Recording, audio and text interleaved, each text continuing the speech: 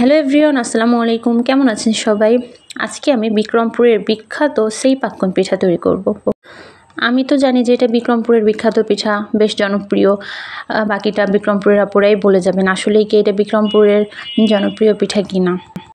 আমাদের এদিকে তো এই পিঠাটাকে বলা হয় হচ্ছে খড়ে পিঠা বা খড়ে পাক্কন। তো পিঠাটা বানিয়ে নেওয়ার জন্য প্রথমেই আমি নারকেল নিয়ে নিয়েছি, তারপরে নিয়েছি আখের গুড়। খেজুরের গুড় হলে ভালো হয়, আমি পাই নাই তাই আখের গুড়টাই ব্যবহার করেছি। তারপরে নিয়ে নিয়েছি কিছু মশলা, এই যে যেমন ধরেন তেজপাতা, এলাচ আর হচ্ছে দারচিনি। আমি একবারে এটাকে একটা কড়াইয়ের মধ্যে উঠে দিয়েছি। কড়াইটা সবাই স্কিপ করবেন, এটা আমার আম্মুর অনেক পুরাতন একটা কড়াই। আমার আম্মুর বিয়ের সময় দিয়েছিল, এখন আমার বয়স হচ্ছে 24 বছর। তাহলে কত বছর আগের কড়াই চিন্তা করেন। যাই হোক, তারপরে আমি হচ্ছে দেখেন সুন্দরভাবে নাড়া নিচ্ছি। যখন একটু দেখবেন যে আঠা আঠা হয়ে আসছে, তখন হচ্ছে এখানে কিছু শুকনা চালের গুঁড়ি দিয়ে দেবেন। আমি দেখাতে ভুলে গিয়েছি যে চালের গুঁড়াটা কিন্তু আমি আগে একটু ভেজে নিয়েছিলাম। আমার চালের গুঁড়াটা হচ্ছে ডিপ ফ্রিজে ছিল, তো এই জন্য খুব ঠান্ডা ছিল, এই জন্য আমি হচ্ছে এটাকে একটু শুকনা কড়াইয়ে ভেজে নিয়েছি।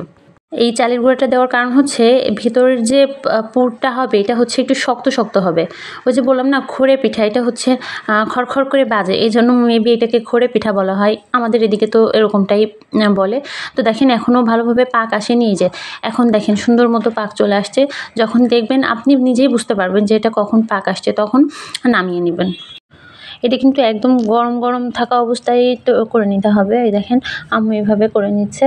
তো গরম গরম না করলে হয় কি, এটা হচ্ছে আঠালো ভাব চলে আসে, মানে শক্ত হয়ে যায়। আমি একটু ঠান্ডা পানি হাতে লাগিয়ে তারপরে হচ্ছে দিচ্ছে, না হলে তো হাত পুড়ে যাবে। তারপরে এই যে কড়াইয়ে বড় একটা কড়াই নিচ্ছে, তার মধ্যে পানিটা প্রথমে ফুটিয়ে নিয়েছে একটু লবণ দিয়ে। তারপরে হচ্ছে চালের গুঁড়িটা দিয়ে আস্তে আস্তে ঢেকে সিদ্ধ করে নিচ্ছে। এই চালের গুঁড়িটা প্রসেসটা একটু খেয়াল করে করতে হবে। যদি পানি বেশি হয়ে যায় তাহলেও সমস্যা, কম হয়ে গেলেও সমস্যা, শক্ত হয়ে যায়। তারপরে এই যে দেখেন আম্মু এক এক করে পিঠাগুলো একটা রুটির মতো তৈরি করে তারপরে 2টা করে করে নিচ্ছে। আপনারা 3টাও করতে পারেন, যে ছোট ছোট করে নিলে হচ্ছে 3টা করা যায়। তো আম্মু 2টোই করে নিচ্ছিল। এই বেলাবেলির ঝামেলাটা আমি আর করি নাই, কারণ আমি প্রথমে 2-1টা চেষ্টা করছিলাম, তবে ফেটে যাচ্ছিল। এই জন্য ভাবলাম যে এটা আম্মুকে দিয়েই করাই। এই দেখেন বেশ কয়েকটা পিঠা বানানো হয়ে গেছে। এরপরে আমি ভাজার কাজটা শুরু করব। এটা ভাজার জন্য একটা কড়াইয়ের মধ্যে বেশ কিছুটা তেল দিয়ে দিতে হবে। তারপরে তেলটা সুন্দর মতো গরম না হওয়া পর্যন্ত কিন্তু পিঠা দেওয়া যাবে না। সুন্দর মতো গরম হয়ে গেছে, তারপরে এই যে আমি পিঠা দিয়ে দিয়েছি। দেখেন খুব সাবধানে এটা উল্টাতে হবে, নাহলে আবার যদি ফেটে যায় তার ভিতরে তেল চলে যেতে পারে। দেখেন দেওয়ার সঙ্গে সঙ্গেই কিন্তু অনেকটা ফুলে উঠছে। আর এই পিঠাটার বিশেষত্ব হচ্ছে এটা খুব মচমচা হতে হবে। আর আমার পিঠাগুলো মাশাআল্লাহ অনেক সুন্দর হয়েছিল এবং অনেক ক্রিস্পি হয়েছিল। খেতে কিন্তু মাশাআল্লাহ অনেক ভালো হয়েছিল। আমি যে প্রসেসটা দেখাইছি, সেম প্রসেসে যদি আপনারা তৈরি করেন তাহলে অবশ্যই আপনাদের পিঠাগুলো অনেক সুন্দর হবে।